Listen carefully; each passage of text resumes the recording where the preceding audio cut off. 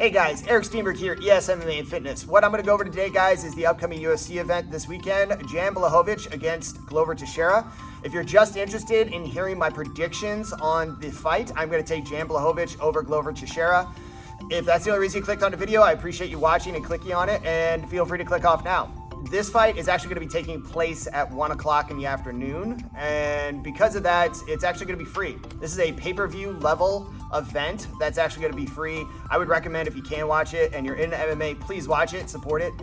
Jan Blachowicz is 6'2" with a 78-inch reach. He is a black belt in Brazilian Jiu-Jitsu. He fights at light heavyweight, so that's 205. He is 38 years old. He mainly fights orthodox, but he does switch his stance up a little bit here and there. His record is 28-8 with 8 knockouts and 9 submissions, and he is the current defending light heavyweight champion. Glover Teixeira is 41 years old. He has a 76-inch reach. He is 6'2" and fights at 205 pounds. He is a black belt in Jiu-Jitsu, a very high-level black belt in Jiu-Jitsu. He is 32-7 with 18 knockouts and 9 submissions, and he typically fights orthodox. So I'm going to go over some good and bad things about the fighters. Jan Blachowicz, the good parts are he has top-level striking, probably some of the better striking in the upper weight class division. He was able to hang on his feet with Israel Adesanya and was able to knock out Dominic Reyes. He has crazy power and also throws kind of awkward punches that are hard to see, along with has some of the better body kicks currently, in my opinion, in MMA. He is truly able to finish a fight in multiple ways. He has almost equal knockouts and submissions. He's very well coached, and he has a good fight IQ, along with an ability to change up a game plan in the middle of a high-level fight. You saw this with his fight with Israel Adesanya.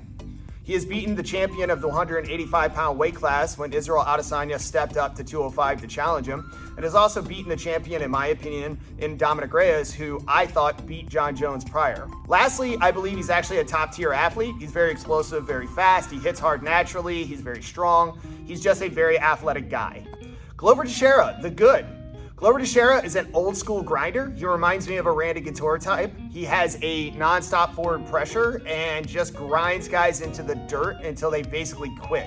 He's relentless on his takedowns, and he mixes up his strikes to takedowns probably better than mostly anybody else at 205 currently. He's not one of these guys who gets so tunnel vision when he takes somebody down that he just strikes, or that he gets so tunnel visioned into just doing jiu-jitsu that he's just doing jiu-jitsu. He mixes up his strikes and his jiu-jitsu together, along with his strikes and his wrestling together, in such a way that creates an actual full MMA fighter. His transitions on the ground are very quick. He has a lot of takedowns that go almost immediately to full mount. His full mount is heavy, really heavy. A lot of times guys get in full mount, they get bucked off side to side. He's one of the few guys that I see that when he gets full mount, he keeps it. And he usually ends up getting someone's back because they give it up because he just pounds the shit out of them until they turn over. He has extremely heavy top game pressure and has the ability to come back from getting rocked. Jan Blachowicz, the bad. He can rush in a little bit too much. He kind of crisscrosses his feet as he comes forward, which is a bad practice in my opinion. He'll kind of sprint towards guys punching, and he can get caught in that scenario. His most recent loss is actually to Thiago Santos, and he basically did this and got clipped. Thiago Santos is one of the heaviest hitting guys at 205 in my opinion, along with John, but he ran straight into a hook and basically got dropped. Glover Teixeira, the bad. One of the things that happens with Glover Teixeira in almost all of his fights is that he gets hit pretty cleanly. In a lot of those fights, he actually gets dropped. Because of this, he's always kind of working from behind, and he has to really push to make it up. Now, this has caused guys to kind of overcommit themselves to finishing the fight on him, and they gas, and then he's able to kind of implement his workhorse, relentless mentality and break them. Glover Teixeira's striking is just okay. It's not amazing. It's not bad. It's just fine. The problem is that he's not an exceptional athlete. If his striking was what it is now, but he was, let's say, faster, a little more explosive, hit a little harder, he'd be a lot more dangerous. The problem is that Glover Teixeira is not really the most athletic guy on the planet, at least at 205. And he's also 41 years old, so he's not getting more athletic over time. Again, he's more of a workhorse than he really is like a pure athlete.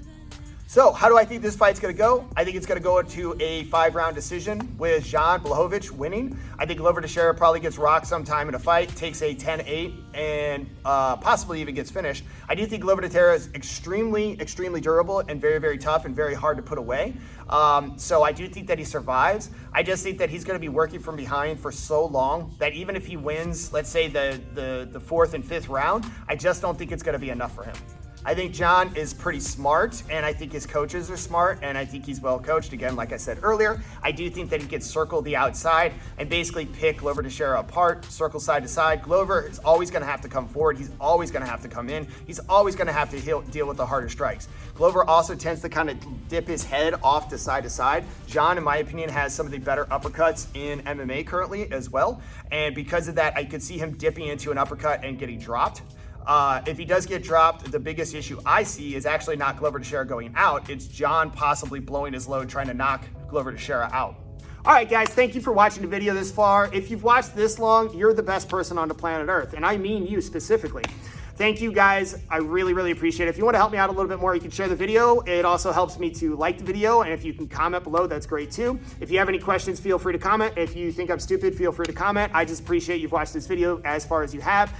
Please have a safe weekend. Enjoy yourself. Don't forget these fights are on early. They're on at 1 o'clock on Saturday, which means you're going to have to tune in early to watch them. I would really recommend it. This is a pay-per-view level event that is going to be free.